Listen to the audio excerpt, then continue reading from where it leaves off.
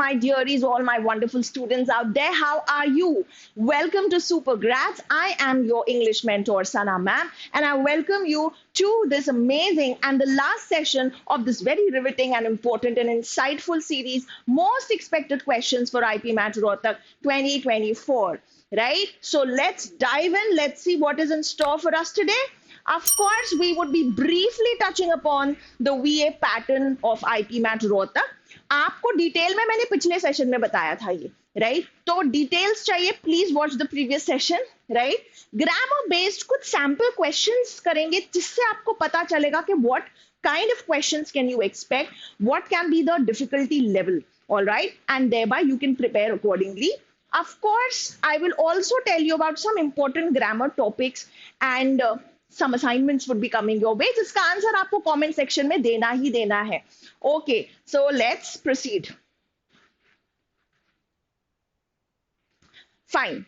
See, before talking about this particular question, मैं चाहती हूँ थोड़ा सा briefly मैं आपको बस इतना बता दूं कि सबसे ज्यादा वेटेज जो होता है आई ऑलरेडी टोल्ड यू कि आउटलाइन मैंने कर दिया है इंपॉर्टेंट जो भी टॉपिक्स थे प्रीवियस पेपर में आए थे वो सब मैंने ऑलरेडी बता दिए हैं ठीक है ग्रामर में काफी क्वेश्चंस आए last year 10 to 12 questions and the level of was of moderate difficulty right some students found it easy also but then I would suggest please don't go unprepared and prepare at least 1 to 2 notches higher ठीक है क्या important grammar topics ho sakte hain well in the previous papers there were questions on subject verb agreement there were questions on conjunctions right of course a question or two on phrasal verbs ठीक है फिर इसके अलावा of course tenses and conditionals are extremely important any which way and there were questions on that as well right तो ये questions पास में आ चुके हैं गोज विदाउट सेइंग कि जब आप ग्रामर प्रिपेयर करते हो तो आपको बेसिक पार्ट्स ऑफ स्पीच पे तैयारी तो करना बनती ही है end of course make sure कि आप सारे ही क्वेश्चन टाइप्स के फंडामेंटल्स और जो भी टॉपिक्स है उनके फंडामेंटल्स से अच्छे से थारली आप वेल प्रिपेयर्ड हो ठीक है okay so let's kind of dive in तो यहाँ पे मैंने आपको बता दिया है कि ये टॉपिक्स आए थे 22 में आई थिंक कुछ वॉइस और नरेशन के भी क्वेश्चंस आ चुके हैं उससे पहले भी राइट जैसा स्टूडेंट्स ने मुझे बताया है and as far as you know our database is concern so ये सारी चीजें आपको अच्छे से करनी है पार्ट्स ऑफ स्पीच जितने भी हैं वो सब अच्छे से प्रिपेयर कर लेने हैं okay let's attempt this one देखिए क्वेश्चन बढ़िया है सेंटेंस इंप्रूवमेंट कहते हैं इसको current economic conditions demand that we cut not only jobs and prices but also reduce the rate of interest on PF deposits. Class ये बहुत ही important rule है conjunctions का कि जब भी आप कोई कोरिलेटिव कंजंक्शन का यूज करते हैं ठीक है कोरिलेटिव मतलब जो जोड़ियों में आते हैं पेयर में आते हैं like not only but also neither nor ठीक है ईदर और इस टाइप के जो कंजंक्शंस होते हैं whenever you use them in a sentence make sure कि इनके फौरन बाद जो आ रहा है वो सेम पार्ट ऑफ स्पीच में होना चाहिए नॉट ओनली के बाद बट ऑल्सो के बाद सेम चीज आना चाहिए ठीक है यहाँ पे नॉट ओनली के बाद में आ गई जॉब्स जो है नाउन यहाँ पे आ गया रिड्यूस जो है वर्ब ठीक है बहुत सही नहीं लग रहा है so let's have a look at the options demand that we not only cut jobs and prices but also reduce that we not only cut jobs and prices but also reduce okay cutting job and reduce यहाँ पे तो parallelism का problem हो जाएगा एक जगह ing और एक जगह ये v1 नहीं चलेगा not only to cut jobs and prices but also reduce the rate no यहाँ पे to बिल्कुल गलत है गड़बड़ कर रहा है not only a cut in jobs and prices but also to again out of all the options आपको क्लियरली समझ में आ रहा होगा थोड़ी भी अगर नॉलेज है कंजंक्शंस की कि आपका आंसर होगा ए सबसे ज्यादा पैरेलल सबसे ज्यादा सिमेट्रिक यही लग रहा है ठीक है okay so the answer is a I hope you understood another very important question based on conditionals if I had known that you needed to go to the airport yesterday I dash अब देखिए अलग अलग format में आपको questions मिलने वाले हैं, ठीक है. You should know the concept, the fundamentals, and then don't worry much about the format. और फॉर्मेट जैसे प्रीवियस पेपर में आए हैं, मैंने सारे ही ऑलमोस्ट यूज करे हैं, ठीक है. So let's attempt this one. ये बताता है, अगर मुझे पता होता कि तुमको एयरपोर्ट जाना था कल, तो मैं तुम्हें ड्रॉप कर देता. You know, this is what? This is third conditional as we say, right? Answer is C. पता ही होगा आपको. If clause में आता है past perfect, ये आपको स्ट्रक्चर क्लियर होना चाहिए, याद होना चाहिए. और इसके आगे आएगा would, have and the third form of the verb. would की जगह occasionally should या might कुछ और भी आ सकता है on need basis, but यहाँ पे should अगर होता तो वो गलत हो जाता कि आई शुड, मुझे छोड़ना चाहिए था, बट यहाँ पे तो उसको पता ही नहीं था, राइट. तो वो जो ऑब्लिगेशन वाली फीलिंग होती है, एडवाइस वाली जो फीलिंग होती है, जो शुड से आती है, वो यहाँ पे फिट नहीं होगी, राइट. सो ऑब्वियसली आंसर होगा आपका C. Next, this is your assignment class, please note this down. ये आपका असाइनमेंट है, इसको अच्छे से करो. इसका आंसर क्वेश्चन नंबर के साथ मुझे बताओ, कौन से पार्ट में आपको एरर फील हो रहा है, नजर आ रहा है.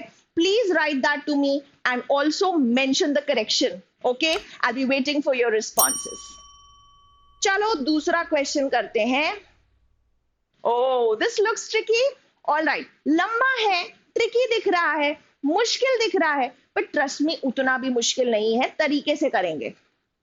Mental intelligence and common sense are essential for outstanding achievement because they involve your natural ability to comprehend difficult concepts quicker and to analyze them clearly and incisively.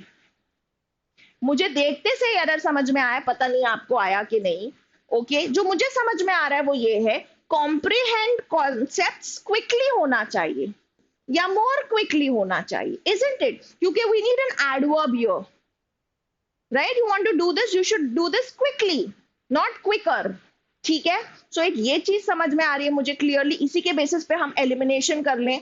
Quickly quickly quickly. Okay, your natural ability to comprehend difficult concepts, ये तो चला ही गया अपना ए, ठीक है. One's natural ability for the comprehension of difficult concepts quickly and analyzing. This now has another error. Parallelism का error है यहाँ पर. Parallelism is a very important topic. If you don't know that, please go through it. Okay? आप ये कहता है कि list में जब आप मल्टीपल चीजों की बात कर रहे होते हो, right? Similar things should be put up in a similar structure in a similar pattern to make the sentence more and more rhythmic. ठीक है. तो यहाँ पे आपको नजर आएगा कि बोलता है कॉम्प्रिहेंशन ऑफ डिफिकल्ट थिंग्स, यहाँ पे इसने नाउन लगा दिया, और यहाँ पे एंड एनालाइजिंग देम, तो यहाँ पर एक दूसरा ही फॉर्म लगा दिया है, ठीक है. इस वजह से ये पैरेलल नहीं है. So this is also out of the game. Your natural ability to comprehension, to comprehension बिल्कुल गलत. टू के साथ में हम वर्ब का फर्स्ट फॉर्म लगाते हैं, राइट. ये सही नहीं है, ठीक है. One's natural ability to comprehend difficult concepts quickly and to analyze them. Very nice. दोनों जगह हमने infinitives का फॉर्म लगाया है, parallel है to comprehend, to analyze. Isn't this so amazing? चलो. Now this is a very easy one for all of you who think कि क्या इतने ही मुश्किल क्वेश्चन आने वाले हैं. नहीं, जरूरी नहीं है, कुछ आपको आसान क्वेश्चंस भी मिल सकते हैं. Look at this. Okay. Dash by people's perception, it seems that democracy has succeeded in India. तो बहुत बेसिक ज्ञान है ये कि मतलब क्या लगना चाहिए यहाँ पे. फॉलोइंग बाय, फॉलोइंग के साथ में कभी भी बाय हम ऐसे नहीं लगाते. Following his advice I decided to venture into the field of management, तो हम फॉलोइंग के साथ बाय नहीं लगता. Going by people's advice looks good. Making by again is illogical, doesn't make sense. Planned by people's perception, perception से आप plan नहीं करोगे, और इस सेंटेंस में लॉजिकली भी वो फिट नहीं है. सो ग्रामेटिकली लॉजिकली कुछ सही नहीं बैठ रहा है. Best choice is obviously B बीटा, right. Oh, this is a tricky one. आपको मल्टीपल सेंटेंसेस मिल गए भाई, और आपको क्या करना है, you have to choose the sentence that is grammatically correct, but the moment you see the options, आपको कुछ जगह दो दो सेंटेंसेस भी नजर आ रहे हैं। इसका क्या मतलब है, क्लियर है कि मल्टीपल सेंटेंसेस भी करेक्ट हो सकते हैं। Okay, so let's have a look at them. क्या लगता है आपको क्या आंसर होना चाहिए? Give it a good look, right? Pause the video, try it yourself. मैं चाहती हूं आप खुद ट्राई करो। Okay, the ruling party stood for implementation of the bill and was ready to stake their political existence. So the problem that I can see in this sentence is कि ruling party है, which is of course a collective noun. अब in a general sense हम collective noun को एकदम किस वे में, singular वे में लेते हैं, है ना? देर आर एक्सेप्शंस, वो आपको ऑलरेडी पता होंगे कि कुछ सिचुएशंस ऐसी होती हैं जहां पर हम कलेक्टिव नाउन को प्लूरल मानते हैं, but not always, right? So in a general sense ruling party, वो बोल रहा है सिंगुलर वे में ही होना चाहिए, तो देयर जस्टिफाइड नहीं है, इट्स आना चाहिए। सो this is wrong. Wherever they go, Indians easily adapt to local circumstances. Alright, इसमें भी कोई थोड़ी सी दिक्कत आ रही है। क्या प्रॉब्लम आ रही है? Well, there are some verbs, right? Like adapt being one of them, enjoy, ठीक है, resign, and many others, right? Like acquit. इन सब के साथ में आपको एक रिफ्लेक्सिव प्रोनाउन यूज करना चाहिए। इनफैक्ट ये भी प्रोनाउन बेस्ड एरर था, ये भी प्रोनाउन बेस्ड एरर है, तो अडेप्ट के साथ में आपको themselves लगाना चाहिए था, नहीं लगाया, it is an error, mind you. Alright, तो आप जब रिफ्लेक्सिव प्रोनाउन के बारे में अगर पढ़ोगे, इसलिए मैं कहती हूँ रूल जानना जरूरी होता है। That is when you will get to know कि नहीं भाई, मतलब इसमें कोई गड़बड़ है। रूल्स पता होंगे तभी गड़बड़ समझ में आएगी, वरना सब चंगा लगेगा आपको। सो this is also wrong. Last summer he went to his uncle's village and enjoyed himself. Nice यार। यहां पे देखिए, मैंने आपसे बोला था enjoy is also one of them, तो enjoy के साथ में भी himself लगाए तो ये करेक्ट है, नहीं लगा होता it would have been an error, right? Fourth, if I were him I would have taught those cheats a lesson.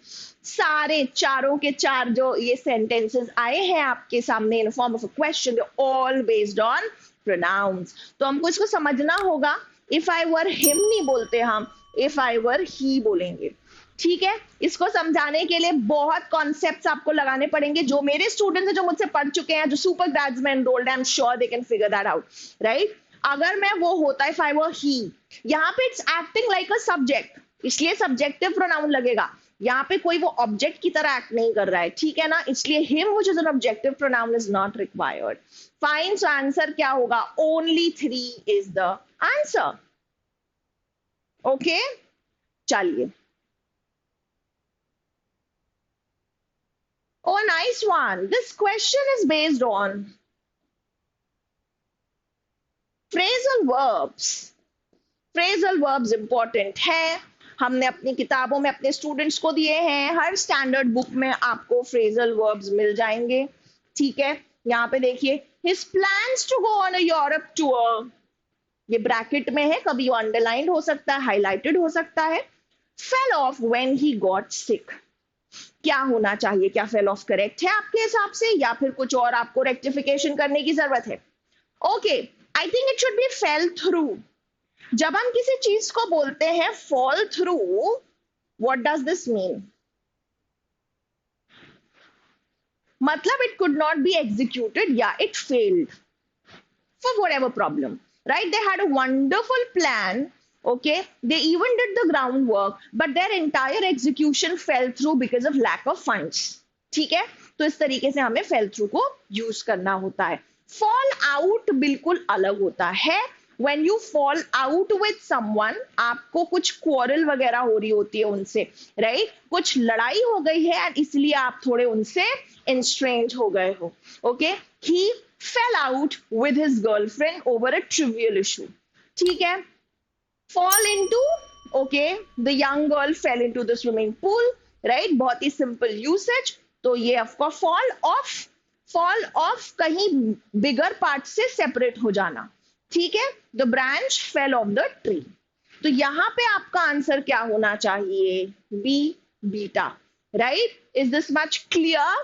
all right, We now come to the eighth question. All right. So this is a very typical question which is based on voice. And yes, of course, JIPMAT का तो एक बहुत ही regular feature है ये. At the same time, Rohtak में भी आ चुका है. So let's have a look at this. क्या बोलता है? Sentence has been given, right, in the active passive voice. हमको क्या करना है? उसको दूसरे voice में convert करना है, obviously. ठीक? All right. So far, she had hated only Leslie Searles. So far, she had hated only Leslie Searles' beauty. Okay, so this is the question. अब हमको clearly समझ में आ रहा है कि ये कौन से voice में है भाई? This is an active voice, right? हमको इसको passive में convert करना है. तो अगर आपको concepts clear हैं, rules पता है, कैसे voice change करते हैं, so this is a cakewalk, right? This is a walk in the park. Let's have a look at this. So far only Leslie Searles' beauty was been नहीं, आपको tense देखना होगा. She had hated होगा, past perfect है, तो वो क्या हो जाएगा? पहले तो सबसे पहले methodically चलते, swapping करेंगे. ठीक है, so far को यहीं रख के Leslie Searles' beauty को as a subject बना देंगे. ठीक है, so ये हो जाएगा so far Leslie Searles' beauty. Fine. अब टेंस आएगा आपका, जो वर्ब है इसको कैसे चेंज करेंगे, तो आपको पता है कि वो हो जाएगा had been hated.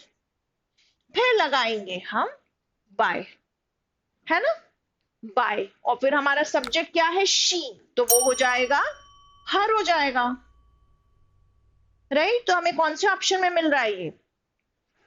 So far only Leslie Searles' beauty had been hated by her.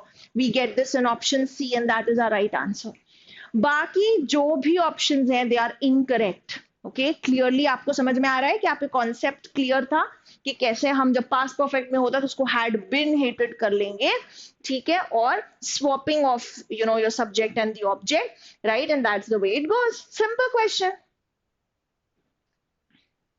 Now here comes your another assignment, right? बहुत ही simple question है, but then again कई बच्चे इस चीज को थोड़ा सा they feel that this is slightly abrupt or weird. So I want to see whether you have the basic understanding or not, right? The question is based on subject verb agreement.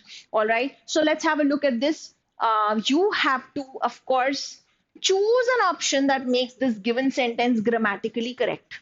All right, so mind you there's also one option which says none of these. ठीक है, तो आप देखो जल्दी से फटाफट इस question का आंसर मुझे बताओ. Please share the answer with the question number in the comment box. Alright, next question. Another one. Now this is based on direct indirect speech or as we say narration, right? आपको of course उसको change करना है. Fine, this is given to you. This is in direct speech, as you can clearly say. You can clearly see. I wonder if he will ever come back. This is the direct statement, said Ria. तो one thing which is very important is that आप सबसे पहले Ria said करके that लगाओगे पहले, ठीक है, फिर उसके बाद में आपको क्या करना होगा? You also have to pay a lot of heed to the reporting verb. ये says होगा तो आपके कमेंट में अंदर जो भी इन्वर्टेड कॉमास में जो भी बात है उसका टेंस सेम रहने वाला है. You will not change it. But यहाँ पे ये said है तो आपको इस पूरी चीज को पास्ट में चेंज करना पड़ेगी, ठीक है, दैट्स गिवन, राइट? और वो टेंस चेंज वाला जो रूल्स है उसकी क्लैरिटी आपको होना चाहिए. So if you know that you are good to go. So Riya said that, तो ऑफ कोर्स यहीं से एलिमिनेशन हो गया. रिया सेज दैट बोलता है this option, so this is certainly out of the game. Ria said that. Now coming to the actual message, right, or the direct speech, of course the change in all the pronouns and the change in tenses and the change in all the adverbs at all on all those special expressions, you have to keep all these things in mind while changing it, right? तो जब भी आप direct to indirect करते हो तो ये चीजों का आपको ध्यान रखना पड़ेगा. Ria said that she, हाँ, because I बोल रहे हैं, so this corresponds to Ria, that she wondered if he would, will का past, would looks acceptable, if he would ever come back. This looks fine. Ria said that she wondered if he will नहीं रह सकता, will को भी you'll have to change to would, shall would change to should, right? Can would change to could, Of course, may will change to might. These changes should be crystal clear to you. So, of course, B is out. C, Ria said that she wonders. It cannot be wonders because you will have to change this as well, right? Wonder ko aapko wondered karna padega. Hence, your answer would be option A. Was it a difficult one? Tell me, not at all, right? Okay. So I hope you are getting to see the right mix, the taste of all the questions that you can expect. These are important questions, and you have to prepare on these lines. As you can clearly see these are moderate questions, right? Okay. Some of them are really easy. Let's have a look at this one. Come on, class. What do you think about this? Okay. Shortly after their first expeditions to the region, the Spanish initiated. It's very important to mark the main tense, right? कोई भी situation कौन से tense में बात कर रही है primarily, we keep that in mind and accordingly we adjust the remaining tenses. So tense inconsistency is a very common question that appears. You have to keep track of that. Initiated a number of attempts to subjugate the Maya, but it takes some 170 years before the Spanish established substantive control over all Maya lands. ठीक है, अब बता दो जरा क्या होना चाहिए. One thing that strikes me right here at the outset itself is that here we are, of course, talking about the past tense. We have simple past here, and here it is in the present tense. So this is tense inconsistency. We'll have to clear this. So हम of course ऐसा option बिल्कुल नहीं चाहते. ठीक है, अब यहाँ पे देखते हैं. The Spanish initiated a number of attempts to subjugate the Maya, but it took होना चाहिए. But it took some 170 years, right? But they would take क्यों बोलोगे आप यहाँ पे? But they would take 170 years before the Spanish established. यहाँ पे would का usage बिल्कुल भी required नहीं है, क्योंकि आप ये past में ही बता रहे हो. पूरी बात इस तरह से चल रही है कि but उनको 170 years लग गए इस चीज में. ठीक है, कंप्लीट कंट्रोल माया लैंड्स में करने में ऑलमोस्ट 170 इयर्स लग गए. तो but it took would be the right version. It was going to take, not required again. बहुत ही अननेसेसरी चीज है ये. और सम ऑफ यू वंडर के ऐसा क्यों नहीं हो सकता. यहाँ पे भी आप देखिए, but they would take 170 years before the Spanish establish. तो फिर लगता है कि दे क्यों आया है. इसलिए आपको यहाँ पे दे की भी जरूरत नहीं है. They is not required. It took them 170 years before the Spanish could actually control. That makes complete sense. So out of all the options given, C is the best choice. Keep it simple. Don't complicate it unnecessarily. Now, this question is so much fun. This is the last question that we are doing. So if you've been here, stay glued in front of your screens. Don't you go away. Listen to this one because this is very important. This question is based on modifiers. And very often this is a neglected topic, लेकिन आप एक बार modifiers का भी एक taste ले लीजिए, बहुत easy होता है. So let's have a look at this. 4 sentences are given to you. Same sentence है, थोड़े थोड़े कुछ changes हैं. You have to pick up the correct version, right? Even as an athlete who has competed in the 400-mile run, the dog was able to. Now, this entire thing is actually a modifier phrase. ये modify कर रहा है, describe कर रहा है, और इसके फौरन बाद में आप देखोगे dog. जब आप देखते हो डॉग तो ऐसा लगता है कि ये सारी बातें डॉग के लिए बोली गई हैं. Is the dog the athlete जिसने 400 माइल्स वाली रन में पार्टिसिपेट किया? Certainly not, right? Who is the athlete? It's me, it's I. So the best way to fix these problems arising from dangling modifiers is that you place the exact subject very close to this phrase. Just, juxtapose it or place next to it. That's the best way. उससे क्या होता है, कोई confusion नहीं होगा कि जो phrase है किसके लिए है. ठीक है? So I would directly come to this. The option देखते हैं. Even the dog was able to run faster than me as an athlete who has competed in the 400-mile run.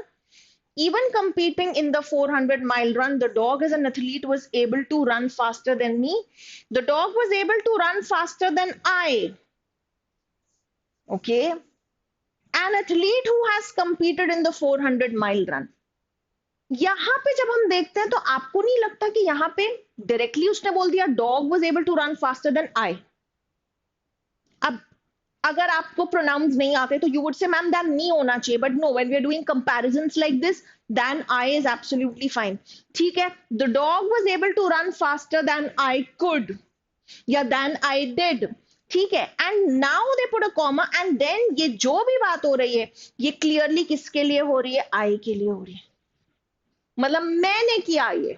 ठीक है, आई वॉज एन एथलीट जिसने 400 mile run दौड़े और मुझसे भी fast dog ने दौड़ लिया. That's what it is saying. So out of all the option certainly D is right.